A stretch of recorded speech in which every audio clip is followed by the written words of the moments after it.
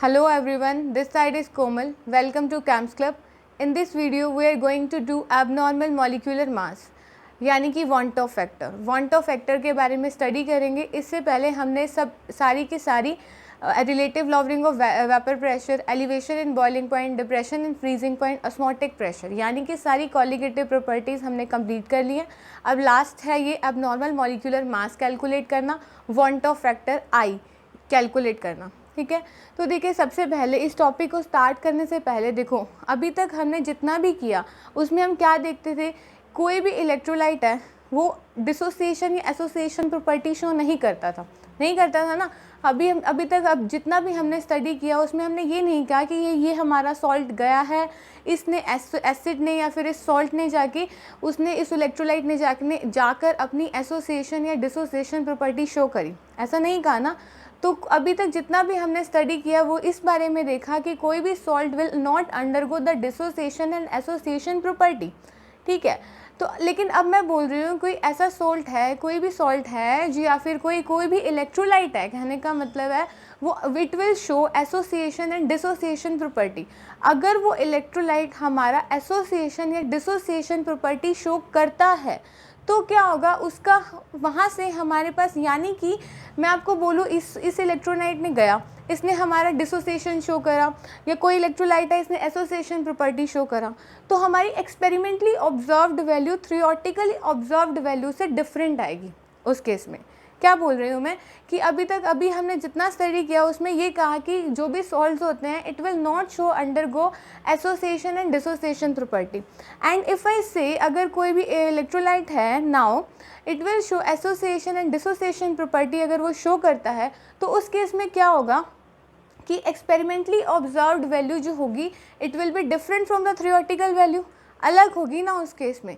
This experimentally observed value या फिर जो एक्सपेरिमेंटली ऑब्जर्व्ड वैल्यू जो हमारी थ्योरेटिकल वैल्यू से डिफरेंट है उसे एक तरीके से कहा जाता है एबनॉर्मल मॉलिक्यूलर मास, जिसे हम डिफाइन करेंगे using the want of factor. Clear हुआ इतनी बात? कुछ क्लियर हुआ होगा, बाकी अब आ जाएगा. देखिए टॉपिक का नाम डालो एबनॉर्मल मॉलिक्यूलर मास या फिर हम कहेंगे वांट ऑफ फैक्टर, हम यहीं से डिफाइन करने वाले हैं एबनॉर्मल मॉलिक्यूलर मास. देखिए मैंने कहा इतनी बात हो गई. Now if the salt will undergo dissociation and association property then it will show, then in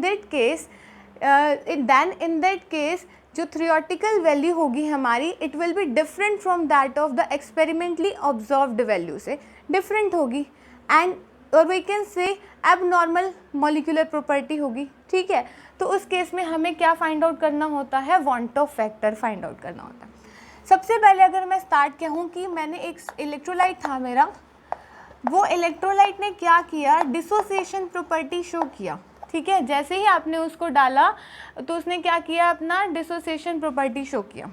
NaCl है, ठीक है, NaCl डिसोसिएट हो गया, किस में डिसोसिएट हो गया, Na प्लस में Cl माइनस में डिसोसिएशन शो किया उसने. आपका NaCl आपने डाला, उसने जैसे ही आपने NaCl को डाला उसने डिसोसिएशन प्रॉपर्टी शो कर दी. इतना क्लियर हुआ? मतलब कि यहाँ क्या हो गया, आयंस बढ़ गए हैं. ठीक है, तो यहाँ पर एक्सपेरिमेंटली ऑब्जर्व्ड वैल्यू जो है थ्योरेटिकल वैल्यू से डिफरेंट आएगी. ठीक है, या फिर अब हम ये कह सकते हैं कि एबनॉर्मल कॉलिगेटिव प्रॉपर्टी होगी, एबनॉर्मल आएगा. ठीक है, तो उस केस में हमें कैलकुलेट करना होता है वांट ऑफ फैक्टर. तो देखो हमने लेट से मैंने कहा मैंने 1 मोल NaCl लिया है. स्टार्टिंग में तो वो डिसोसिएट नहीं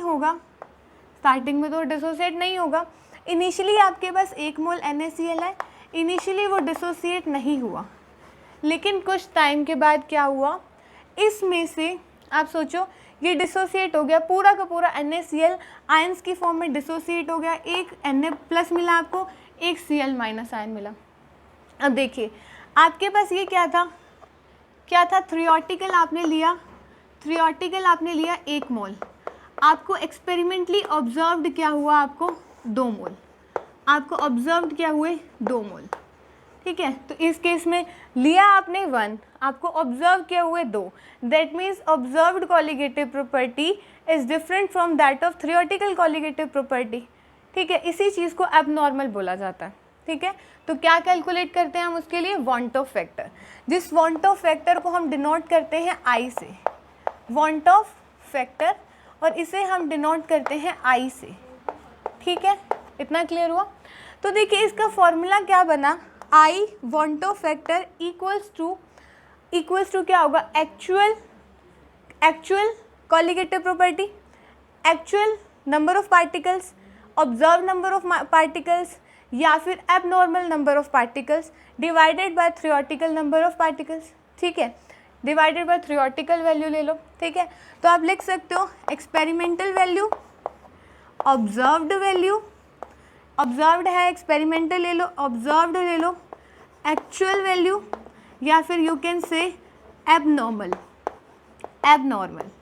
ठीक है, divided by abnormal value divided by theoretical value आप करेंगे, तो आपका क्या निकलेगा, want of factor, theoretical value, ठीक है। Experimentally value, observed, actual, abnormal value divided by theoretical value लोगे तो क्या निकलेगा, वांट ऑफ फैक्टर, ठीक है।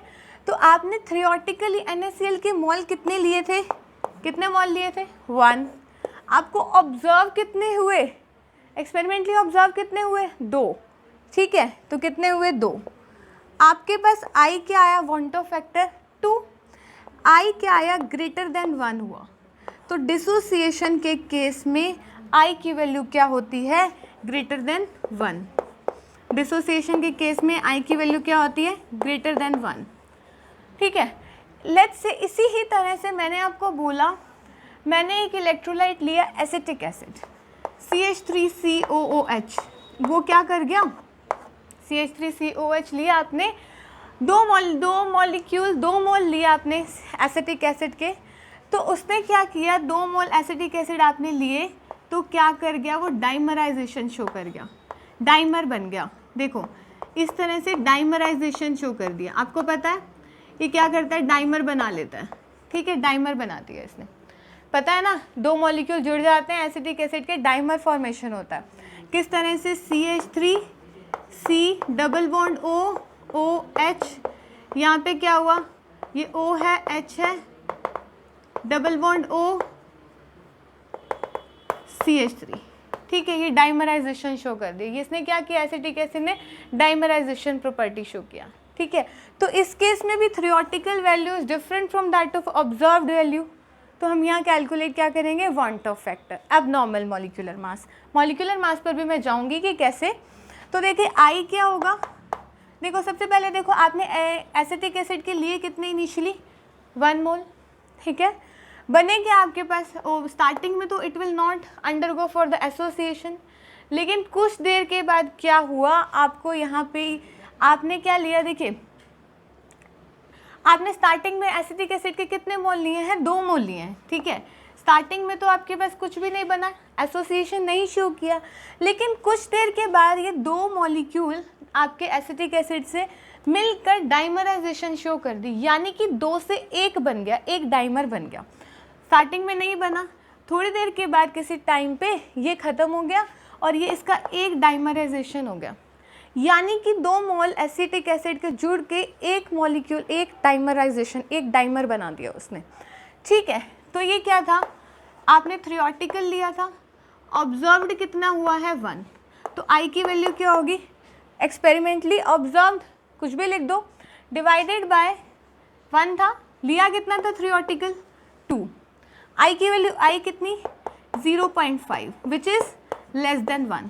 तो एसोसिएशन के केस में आई की वैल्यू होती है लेस देन 1, ठीक है। तो ध्यान रखना है, आई इक्वल ग्रेटर देन 1 होता है डिसोसिएशन के केस में, और आई की वैल्यू जो होती है लेस देन 1 होती है एसोसिएशन के केस में। इतना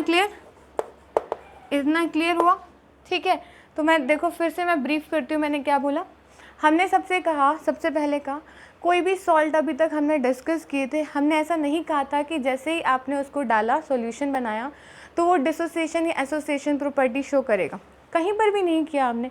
लेकिन अब कुछ ऐसे आ गए, मैं ऐसे ले लूँ, कुछ ऐसे इलेक्ट्रोलाइट की बात करूँ कि आपने उसको डाला तो उसने डिसोसिएशन और एसोसिएशन प्रॉपर्टी शो करा। अगर अब डिसोसिएशन और एसोसिएशन प्रॉपर्टी शो करेगा तो क्या होगा, हम आपकी एक्सपेरिमेंटली जो ऑब्जर्व्ड वैल्यू है वो डिफरेंट होगी थ्योरेटिकल वैल्यू से, तो उस केस में यानी कि we can say it is abnormal. तो ऐसे केस में हम क्या कैलकुलेट करते हैं, van't factor. Van't factor को डिनोट किया जाता है आई से, यानी कि एक्सपेरिमेंटली ऑब्जर्व्ड वैल्यू या फिर abnormal value divided by theoretical value. ठीक है, मास के ऊपर मैं अभी बाद में जाती हूँ। अब देखिए यहाँ पर क्या आया, I experimentally observed value by theoretical value. यहाँ पे आपका आई कितना आया, यहाँ पे ये कितना था, स्टार्टिंग में आपने 1 मोल लिया, स्टार्टिंग में तो ही वो ब्रेक डाउन नहीं हुआ ना Na+ में Cl- में, कुछ देर के बाद NaCl कम्प्लीटली ब्रेक डाउन हो गया Na+ में और Cl- आयन में, एक लिया था, ऑब्जर्व्ड कितने हुए 2, यानी कि I की वैल्यू क्या आई 2/1, यानी कि क्या हुआ greater than 1 which is for dissociation. I की वैल्यू ग्रेटर देन 1 होती है डिसोसिएशन के केस में। ऐसे ही आपने एसिटिक एसिड लिया, 2 मोल लिए, उसके बन गया, स्टार्टिंग में ही तो एसोसिएशन नहीं करेगा, कुछ देर के बाद ये ख़त्म हो गया, इसका एक डाइमर बन गया, यानी कि 2 मोल एसिटिक एसिड से 2 मॉलिक्यूल एसिटिक एसिड आपने लिए, एक डाइमर बना। क्या बना, एक डाइमर। आपने लिए कितने, ऑब्जर्व्ड कितने हुए 1, लिए कितने थे 2, आई की वैल्यू हो गई 0.5 विच इज़ लेस देन 1। तो एसोसिएशन के केस में क्या होती है, लेस देन 1 होती है, डिसोसिएशन के केस में ग्रेटर देन 1 होती है। ठीक है, तो अब देखिए मैंने आपको कुछ, अब मास के ऊपर चलते हैं कि वांट ऑफ फैक्टर आई जो है, यहाँ तो हमने अभी तक एबनॉर्मल वैल्यू थ्योरेटिकल वैल्यू की बात करी है, तो ये जो है प्रॉपर्टी किस तरह से मॉलिक्यूलर मास पे किस तरह से डिपेंड कर रही है, यानी कि मॉलिक्यूलर मास का वांट ऑफ फैक्टर का फॉर्मूला क्या बनेगा, बात तो वही है। अब देखते हैं उसे। अब देखिए क्या डिस्कस किया अभी हमने, वांट ऑफ फैक्टर के बारे में डिस्कस किया। क्या कहा था मैंने, वांट ऑफ फैक्टर के लिए NaCl की बात करी थी। सबसे पहले डिसोसिएशन का ही देखते हैं। तो देखो डिसोसिएशन में हमने क्या कहा, यही बात डिस्कस की ना डिसोसिएशन के केस में कि NaCl जो है, NaCl क्या करता है, it will dissociate undergo Na+ and Cl-। अब देखो आपने कहा 1 2, आपने आई की वैल्यू अभी कैलकुलेट करी, यानी कि ऑब्जर्व डिवाइडेड बाय थ्योरेटिकल। जब आपने ऑब्जर्व डिवाइडेड बाय थ्योरेटिकल कही कुछ इस तरह से, तो आई आया था 2/1, ठीक है, विच इज़ ग्रेटर देन 1, यानी कि डिसोसिएशन की बात कर रहे हैं हम लोग। अब देखिए मैं क्या कह रही हूँ, यहाँ पे मॉलिक्यूलर मास के लिए कहा है हमने, जब आपने 1 मोल NaCl लिया, वो डिसोसिएट हो गया, नंबर ऑफ पार्टिकल्स बढ़ गए, ठीक है, लेकिन इसका मास भी तो कम हो गया।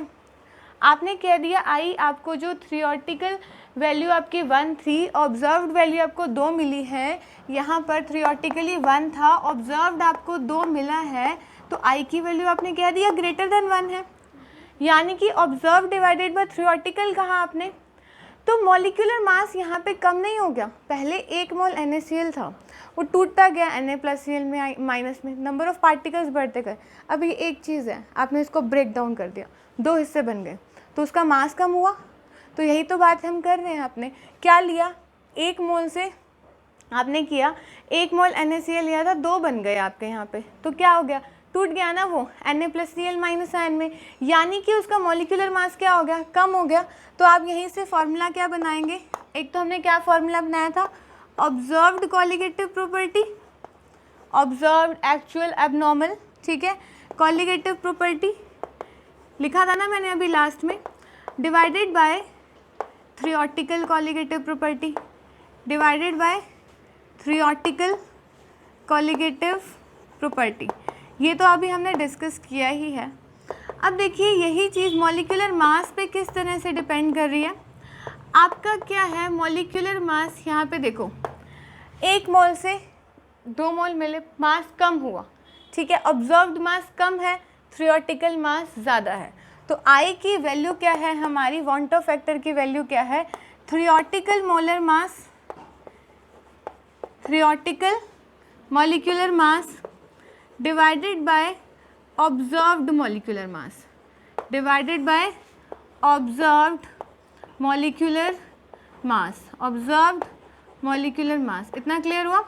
मैंने क्या बोला आपको, यही चीज़ डिस्कस करने के लिए, जब वो डिसोसिएशन कर रहा है, आप इसको तोड़ दो, ये 1 से 2 तो बन जाएंगे चौक, 1 से 2 बन गए, मास उसका कम हुआ, तो आई यानी कि मॉलिक्यूलर मास कम हो गया, आपने डिसोसिएशन किया, आई की वैल्यू बढ़ी, आई क्या है हमारा ग्रेटर देन 1, ठीक है, आई की वैल्यू ग्रेटर देन 1 है, और मॉलिक्यूलर मास क्या हो गया, डिक्रीज़ हुआ, कम हुआ, यहाँ पर मॉलिक्यूलर मास क्या हुआ, कम, तो आई क्या बना, theoretical molecular mass divided by observed molecular मास। समझ में आ रही है, ठीक है। नंबर ऑफ पार्टिकल्स क्या हो गए, बढ़ गए, नंबर ऑफ पार्टिकल्स बढ़ गए, आई की वैल्यू ग्रेटर देन 1 है, बट मॉलिक्यूलर मास क्या हो गया, डिक्रीज हुआ, मॉलिक्यूलर मास यहाँ पे क्या हो गया, डिक्रीज, और हमने इन्वर्सली प्रोपोर्शनल है, यहाँ क्या हो, थ्योरेटिकल डिवाइडेड बाय ऑब्जर्व्ड। इसी तरह से आप उसकी ही बात कर लो। अब देखो एसोसिएशन के केस में क्या हुआ, एसोसिएशन के केस में हम लोग एसिटिक एसिड की बात कर रहे हैं, एसिटिक एसिड के 2 मॉलिक्यूल थे, it will undergo dimerisation, dimerisation show करके एक बन गया, यही कहा था ना आपने, जैसे ही उसको बेंजीन सॉल्वेंट में डाला वो क्या कर गया, डाइमराइजेशन कर गया, मैंने बना के दिखाया था।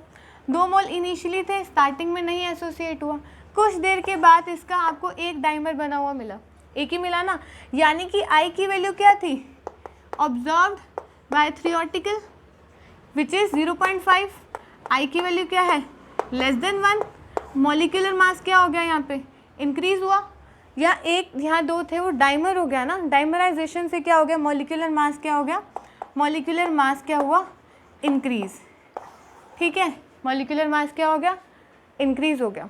क्लियर हो इतनी बात। तो यहाँ फॉर्मूला आपने डिराइव कर लिया, वॉन्ट ऑफ फैक्टर का फॉर्मूला क्या है, theoretical molecular mass divided by observed molecular मास। तो ये दोनों फॉर्मूलाज हैं, observed colligative property bye theoretical molecular colligative property, theoretical molecular mass divided by observed molecular मास। यहाँ मॉलिक्यूलर मास बढ़ा, यहाँ मॉलिक्यूलर मास डिक्रीज हुआ, ठीक है। अब देखते हैं हम लोग रिलेशन देखेंगे वॉन्ट ऑफ फैक्टर आई में और डिग्री ऑफ डिसोसिएशन अल्फा में। क्लियर।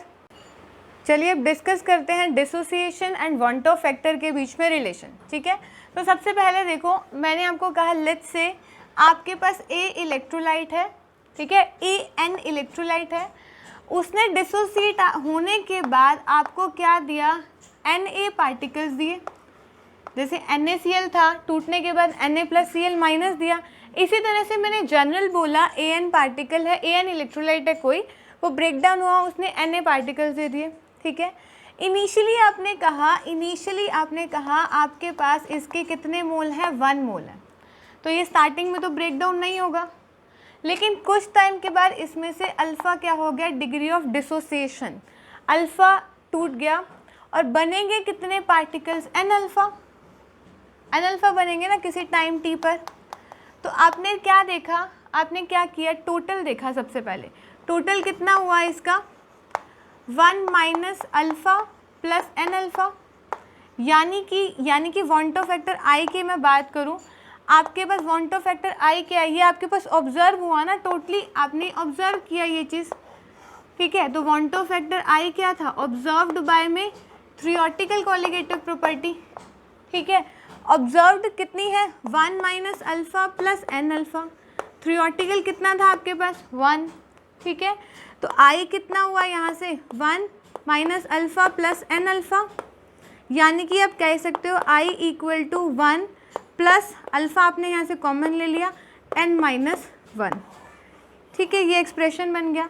यहाँ से आपने अल्फ़ा की टर्म्स में निकालना हो तो अल्फ़ा की टर्म्स में भी निकाल सकते हो, i-1 equal to alpha n-1, यानी कि क्या हुआ, i-1 divided by n-1 equal to alpha, alpha की फॉर्म्स में भी निकाल लिया। ये कुछ एक्सप्रेशन बना है, ठीक है। इसको देखो समझते हैं कुछ, मान लो मैंने आपको बोला ए बी है, वो किस तरह से टूटा, ए प्लस में और बी माइनस में, तो आप इसका कैसे लिखोगे expression, i equal to 1 plus alpha n-1, n क्या है, जो टूटने के बाद आपको कितने नंबर ऑफ पार्टिकल्स मिलते हैं वो है, ठीक है। तो क्या बना, I equal to 1 plus alpha, n क्या है, कितने नंबर ऑफ पार्टिकल्स मिलते हैं आपके पास टूटने के बाद, 2, तो क्या लिख दिया आपने 2 माइनस 1, ठीक है। इसी तरह से मैं आपको बोलूँ, मान लीजिए AB2 नाम से कुछ है, ठीक है, तो क्या बना, उसने टूटने के बाद दिया A2 positive plus B minus, ठीक है, 2b माइनस, इस तरह से बैलेंस कर दिया मैंने। अब देखिए यहाँ पर क्या हुआ, तो i के टर्म्स में आप एक्सप्रेशन लिखें 1 plus alpha i minus 1, n minus 1। n क्या था, कितने number of particles break down के बाद देता है, कितने दिए उसने 3, यहाँ कितना हुआ 3 माइनस 1, ठीक है। और कुछ मान लो, चलो A2B3 कुछ इस तरह से है, तो क्या बनेगा वो A3 प्लस B2 माइनस, यहाँ से आपने बैलेंस करो 2A3 प्लस 3B2 माइनस, ठीक है। तो I क्या बना 1 प्लस अल्फ़ा 3 और 2 कितने हो गए 5 माइनस 1, ये I का एक्सप्रेशन आपने तीनों इक्वेशंस के लिए बना दिया, ठीक है। अब कुछ क्वेश्चंस देखते हैं इसी पे। लेट्स से मैंने आपको बोला NaCl है, ठीक है, NaCl है, आप बताओ I की वैल्यू क्या होगी इसके लिए। NaCl है, KCl है, Al2SO4 थ्राइस है, K2SO4 है, ठीक है, समझ में आया इतना। तो देखो हम यहाँ इन सभी केसेस में मैंने कह दिया अल्फ़ा यानी कि डिग्री ऑफ डिसोसिएशन आपका क्या है 100% है, और भी लिख लो BaSO4 लिख दो, ठीक है। मैंने इन सब केसेस में कह दिया आपका जो अल्फ़ा है 100% है। अल्फ़ा 100% मतलब क्या हुआ, डिग्री ऑफ डिसोसिएशन पूरा 100% है, यानी completely NaCl Na plus Cl minus ion में टूट गया, अल्फ़ा 100% है। इसी तरह से मैंने आपको सबका कहा कि लेट से अल्फ़ा इज़ 100%। अब अगर अल्फ़ा 100% है यानी कि अल्फ़ा की वैल्यू 1 हुई, देखो ये एक्सप्रेशन था ना हमारा 1 प्लस अल्फ़ा n माइनस 1, लिखना ज़रा I equal to 1 plus alpha n minus 1। आपने कह दिया अल्फ़ा डिग्री ऑफ डिसोसिएशन 100% है, तो ये 1 हो गया, अल्फ़ा की वैल्यू 1 हो गई, 1 प्लस क्या बना n माइनस 1, ये कट गया इससे, यानी कि I किसके बराबर आ गया n के। जिस केस में अल्फ़ा डिग्री ऑफ डिसोसिएशन हमारा 100% होता है उसमें वांट ऑफ फैक्टर I किसके इक्वल हो जाता है n के। n क्या था, कितने नंबर ऑफ पार्टिकल्स मिलते हैं टूटने के बाद, ठीक है। तो NaCl है, टूटने के बाद क्या देगा Na प्लस देगा, Cl माइनस आयन देगा, तो I की वैल्यू क्या हो गई आपके पास 2। इसी तरह से देखो KCl है, ब्रेक डाउन हो गया, K plus Cl minus I की वैल्यू क्या हो गई 2। Al2SO4 थ्राइस का लिखो 2Al3 positive plus 3SO4 2 minus, कितनी हो गई I की वैल्यू 3 और 2 5, I की वैल्यू यहाँ इस केस में क्या है 5। यहाँ देखिए K2SO4 में 2K positive plus SO4 2 minus, I की वैल्यू कितनी हुई 2 और 1 3, तो I equals to 3।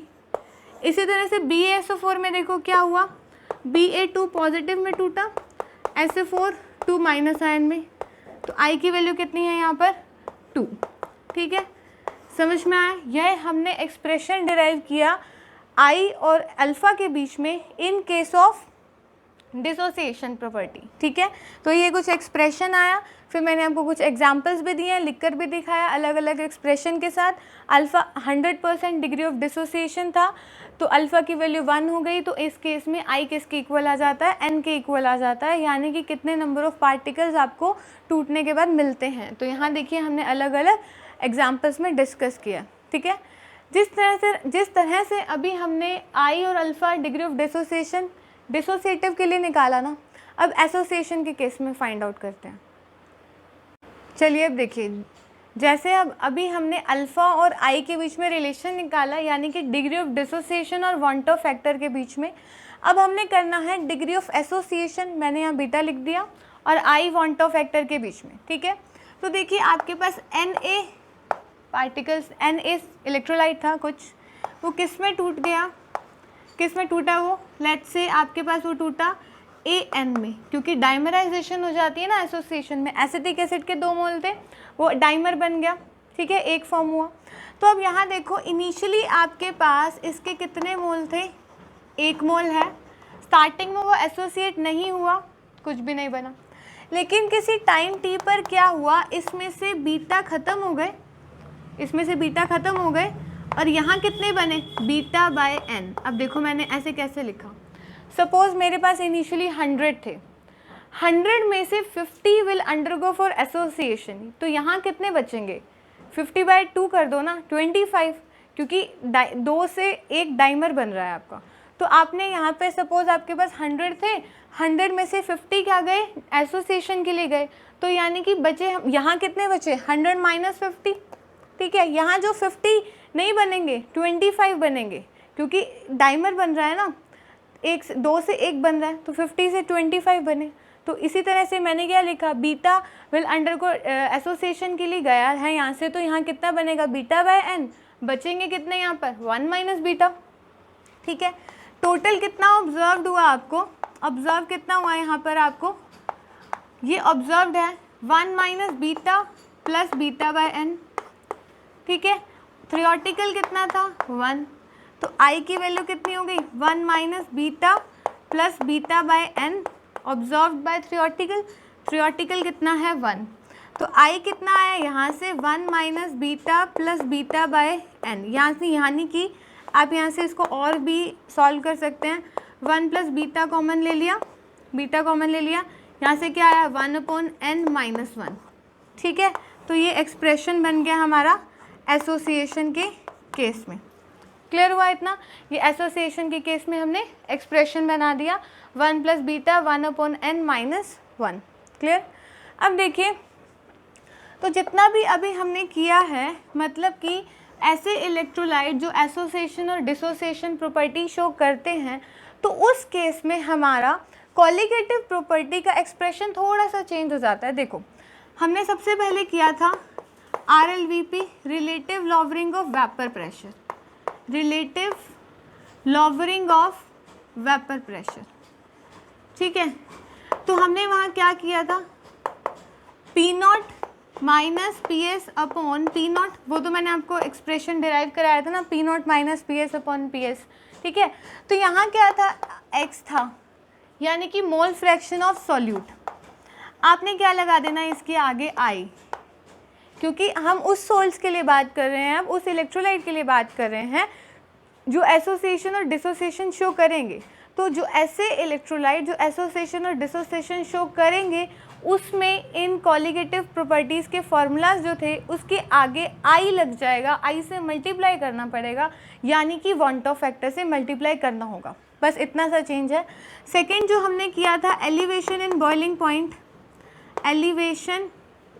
Elevation in boiling point, तो उसमें हमने क्या किया था, delta TB equals to KB into में M मोलैलिटी, तो इसके आगे I लगा दो।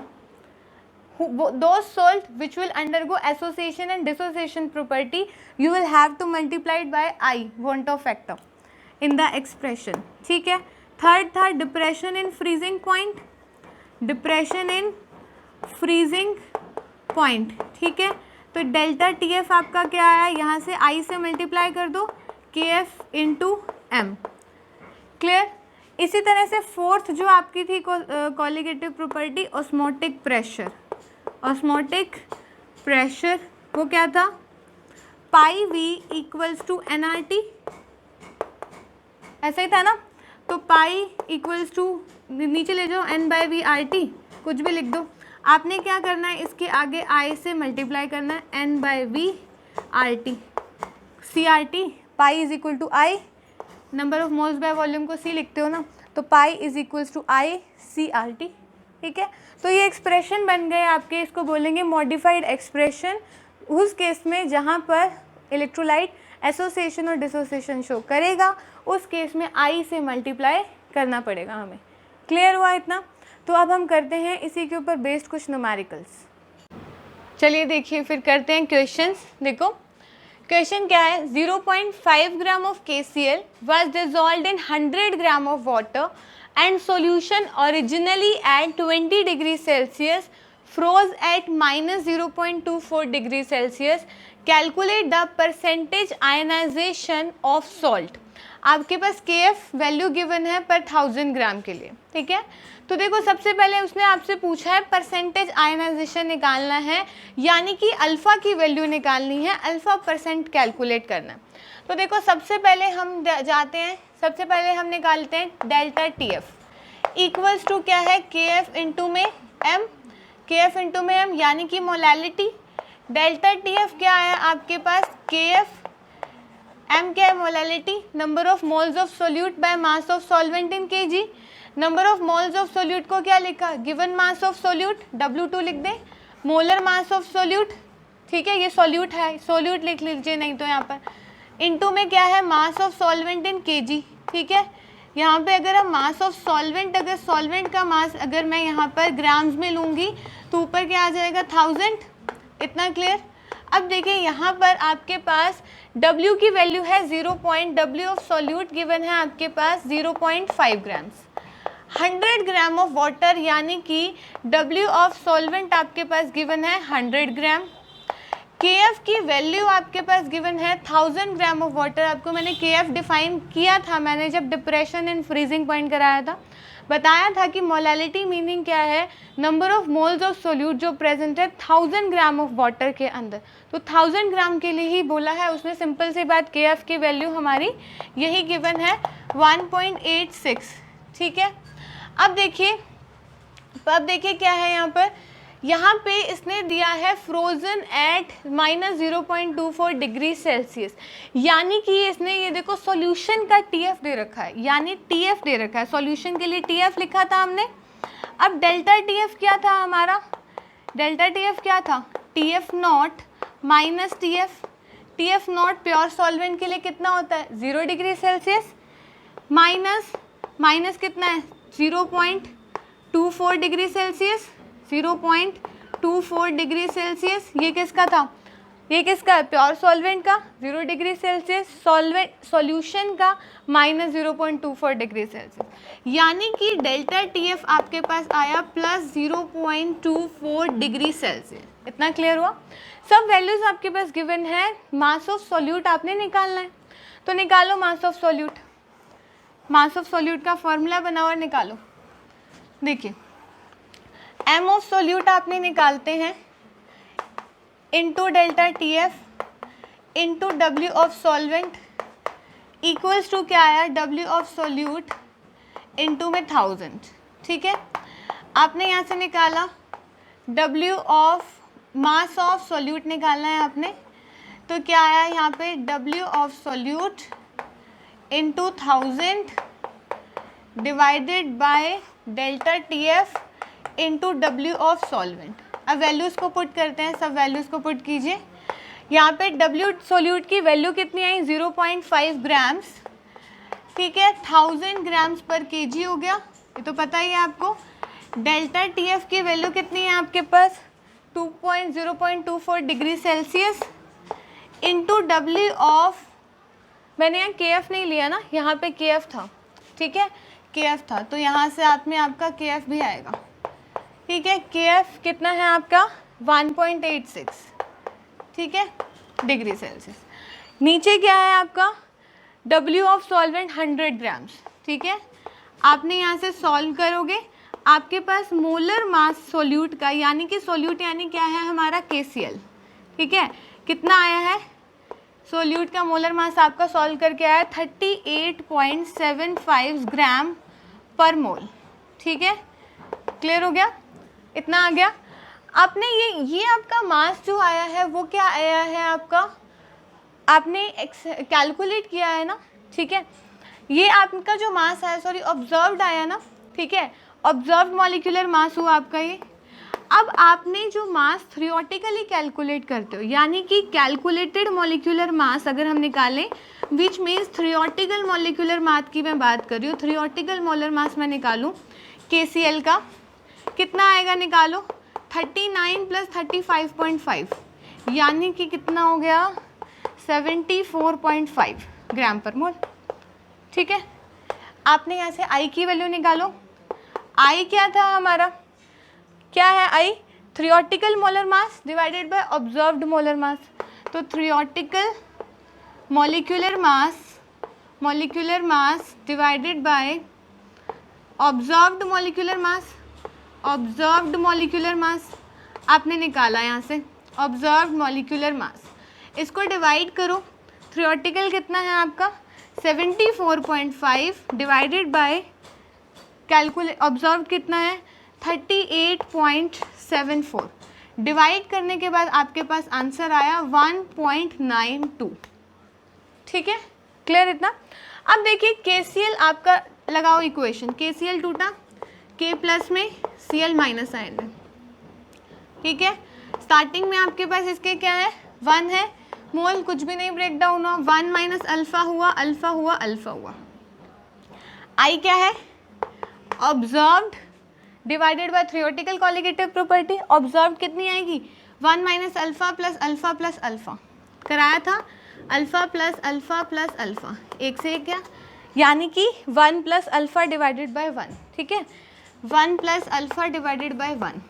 आई की वैल्यू है 1 प्लस अल्फा, आई आपके पास है 1.92, कहाँ करें, I is equal to 1 plus alpha, यहाँ लिख देती हूँ, I equal to 1 plus alpha, I की वैल्यू है 1.92 equal to 1 plus alpha, alpha निकालो, यहाँ से कितना आया, 1 माइनस 1.92 माइनस 1 यानी कि 0.92, पर उसने अल्फ़ा परसेंटेज पूछा है तो कितना हो गया, कितना हो गया आपका अल्फ़ा परसेंट, आपका 92%, ठीक है, आपका आंसर आ गया।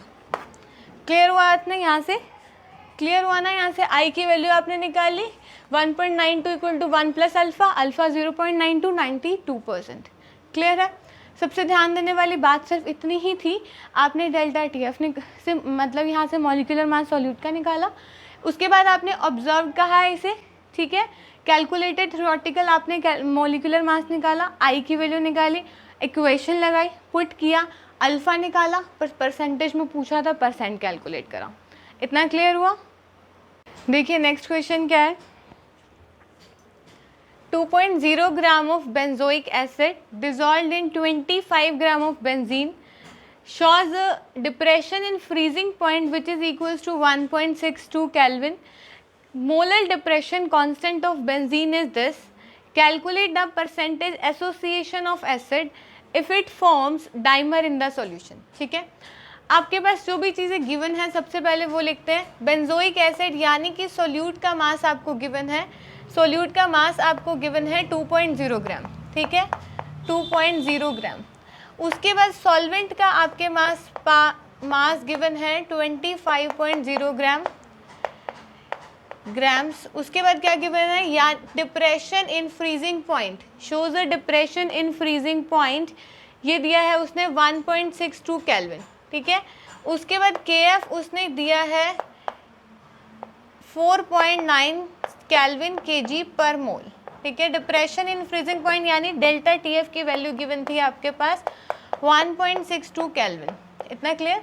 परसेंटेज आयनाइजेशन निकालना है, कुछ भी गिवन मतलब क्या चीज़ गिवन नहीं है आपके पास, मॉलिक्यूलर मास नहीं है ना सॉल्यूट का, तो निकालो। Delta TF is equals to KF into W of solute divided by M of solute, यहाँ पे क्या लिखेंगे इंटू 1000, यहाँ लिखेंगे W ऑफ सॉल्वेंट। निकालिए, यहाँ से निकालो, M ऑफ सोल्यूट निकालना है into delta TF into W of solvent equals to KF into W of solute into 1000, ठीक है। निकालिए, यहाँ से M ऑफ सोल्यूट निकालना है, mass molar mass of solute कितना आएगा, KF into W of solute into 1000 divided by delta TF into W of solvent. अब वैल्यूज़ को पुट करते हैं। M ऑफ सोल्यूट निकालो, कितना आया, यहाँ से KF की वैल्यू कितनी है, यहाँ से 4.9 केल्विन kg पर मोल, ठीक है। W ऑफ सोल्यूट कितना गिवन है, 2 ग्राम्स इंटू 2 ग्राम लिखो, 1000 ग्राम पर kg हुआ, यहाँ से 1000 ग्राम पर kg divided by delta TF की वैल्यू 1.62 केल्विन इंटू सॉल्वेंट का मास 25 ग्राम्स, ठीक है। अब देखो सब कट करते हैं, केल्विन से केल्विन, kg से kg, ग्राम से, यहाँ से क्या था 25 ग्राम्स है ना, ये सॉल्वेंट का मास 25 ग्राम्स, ठीक है। तो ग्राम से ग्राम गया, ऊपर क्या बचा, ग्राम पर मोल में यूनिट आएगी आपकी। मोलर मास आपने सोल्यूट का सॉल्व किया, आपके पास आया 242, ठीक है, ग्राम पर मोल। पर ये तो आपने क्या किया है, ऑब्जर्व किया है, आपको क्या निकालना पड़ेगा, क्या निकालेंगे, ऑब्जर्व्ड है ना ये तो आपने क्या निकाला, कैलकुलेटेड मॉलिक्यूलर मास निकाला, यानी कि थ्रियोटिकल H5COOH बेंजोइक एसिड था 12 × 6, ठीक है, प्लस 1 × 5 प्लस 12 × 1 प्लस 16 × 2 प्लस 1 × 1, ठीक है। आपने इसको सॉल्व किया, आपके पास आया 122 ग्राम पर मोल। इतना क्लियर हुआ। अब देखिए आगे आई कैसे निकालते हैं, आई कैसे निकालते हो आप, observed theoretical divided by observed, theoretical molecular mass divided by observed molecular mass. Theoretical कितना है 122, ऑब्जर्व्ड कितना है 242, कैंसिल आउट करो, कैंसिल आउट करोगे, यहाँ से आपने डिवाइड किया, ठीक है, इसको डिवाइड किया 122/242 को आपने डिवाइड किया, डिवाइड करने के बाद आया 0.504, ठीक है, इसको डिवाइड करने के बाद आई की वैल्यू है 0.504। अब देखिए हमने आई निकाल लिया, ध्यान रखना है। अब क्या निकालना है, मेन काम हमारा है परसेंटेज एसोसिएशन निकालना, ठीक है, बीटा। तो अब इक्वेशन बनाते हैं बेंजोइक एसिड की, और यानी कि वहाँ से हम बीटा कैलकुलेट करते हैं। क्लियर। अब देखिए आगे हम करते हैं, आई हमने कैलकुलेट कर लिया, देखो C6H5COOH था, 2 मॉलिक्यूल लिए थे, डाइमराइजेशन किया इसने C6H5COOH का होल ट्वाइस, ठीक है। आपने क्या कहा, स्टार्टिंग में 1 लिया, एसोसिएशन के लिए स्टार्टिंग में तो नहीं जाते हैं, 1 माइनस बीटा हो गया, ये क्या हुआ β/2, ये भी हमने अभी डिस्कस किया है इसी वीडियो में। उसके बाद ये क्या हुआ, हमारे पास थ्रियोटिकल कितना है 1, ऑब्जर्व कितना हुआ 1 माइनस बीटा प्लस β/2, यानी कि कितना हुआ, आई की वैल्यू क्या आई, observe by theoretical 1 minus beta plus β/2 divided by 1, I की वैल्यू क्या है यहाँ से 1 माइनस बीटा प्लस β/2, ठीक है, या आई की वैल्यू क्या आई 2 माइनस 2 बीटा प्लस β/2, ये मैंने एलसीएम ले लिया, यानी कि क्या आया 2 माइनस β/2, ठीक है, बाय 2, यानी कि 1 माइनस β/2, आई की वैल्यू मैंने यहाँ से सॉल्व करके निकाली 1 माइनस β/2, ठीक है।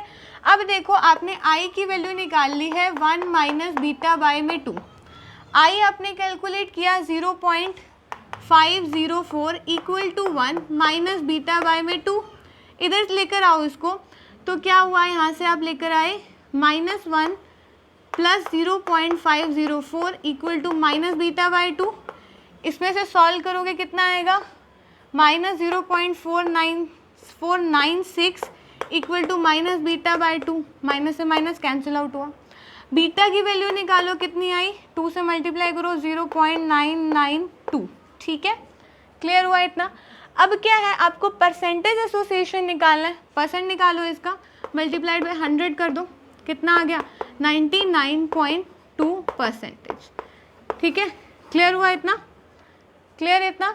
तो यहाँ तक अभी हमने कंप्लीट कर लिया वांटो फैक्टर, तो यहाँ तक अभी हमने चैप्टर को कंप्लीट कर लिया है। अब हम करेंगे कुछ प्रैक्टिस, यानी कि प्रीवियस ईयर क्वेश्चंस की प्रैक्टिस करने वाले हैं अब हम, ठीक है, तो get ready for that, clear.